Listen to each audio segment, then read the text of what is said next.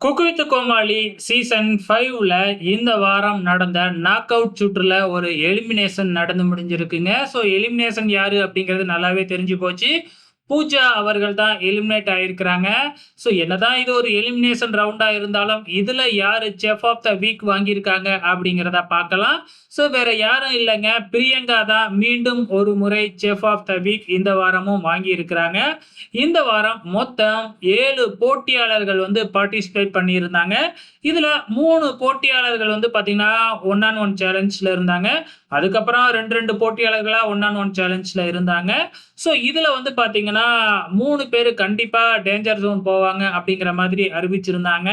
அந்த வகையில விடிவி கணேஷ் கடந்த வாரம் செஃப் ஆஃப் த வீக் வாங்குனதுனால டேஞ்சர் ஜோன்ல இருந்து தப்பிச்சுட்டாங்க. ஸோ இதுல ரொம்பவுமே சூப்பரா சமைச்ச 2 பேர தேர்ந்தெடுத்திருந்தாங்க.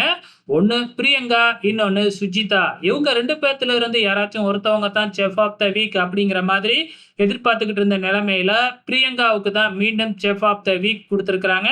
உங்களோட கமெண்ட்ஸ மறக்காம இந்த வீடியோ கீழ கமெண்ட் பண்ணுங்க.